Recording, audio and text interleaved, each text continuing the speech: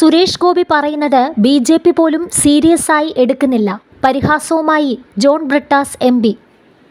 കേന്ദ്രമന്ത്രി സുരേഷ് ഗോപി മാധ്യമങ്ങളോട് തട്ടിക്കയറിയ വിഷയത്തിൽ പ്രതികരിച്ച് ജോൺ ബ്രിട്ടാസ് MP.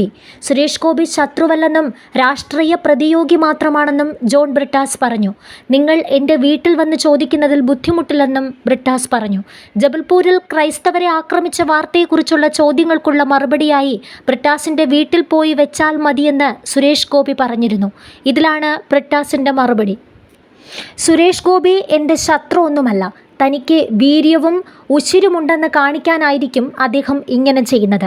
എന്നാൽ തൻ്റെ മിത്രമായ സുരേഷ് ഗോപിയോട് പറയാനുള്ളത് രാഷ്ട്രീയത്തിലും അദ്ദേഹത്തിന് ഒരു സ്ക്രിപ്റ്റ് റൈറ്ററുടെ ആവശ്യമുണ്ടെന്നാണ്. സുരേഷ് ഗോപി പറയുന്നതിനെ നമ്മൾ സീരിയസ് ആയി എടുക്കരുത്. അദ്ദേഹം പോലും അതിനെ സീരിയസ് ആയി എടുക്കാറില്ല. സുരേഷ് ഗോപിയുടെ പാർട്ടി പോലും സീരിയസ് ആയി എടുക്കുന്നില്ല. താൻ ഏത് പാർട്ടിയിലാണെന്ന് പോലും സുരേഷ് ഗോപിക്ക് അറിയില്ല, ജോൺ ബ്രിട്ടാസ് പറഞ്ഞു. അതേസമയം രാജ്യസഭയിലെ വഖഫ് ബിൽ ചർച്ചയ്ക്കിടെ താൻ എമ്പുരാനിലെ മുന്നയുടെ കാര്യം പറഞ്ഞപ്പോൾ അത് തന്നെക്കുറിച്ചാണെന്ന് പറഞ്ഞ് കേന്ദ്രമന്ത്രി സുരേഷ് ഗോപി പ്രതികരിച്ചത് എന്തിനാണെന്ന് CPM അംഗം ജോൺ ബ്രിട്ടാസ് ചോദിച്ചു. താൻ ആരുടെയും പേര് പറഞ്ഞിട്ടില്ല. എന്നാൽ സുരേഷ് ഗോപി പ്രതികരണവുമായി വരികയായിരുന്നു. അദ്ദേഹം നിഷ്കളങ്കനായതുകൊണ്ടാകും അങ്ങനെ തോന്നിയതെന്ന് ബ്രിട്ടാസ് മാധ്യമപ്രവർത്തകരോട് വ്യക്തമാക്കി. ഏറ്റവും രസകരമായ കാര്യം മുന്ന താനാണെന്നും പറഞ്ഞ് സുരേഷ് ഗോപി എഴുന്നേറ്റതാണ്.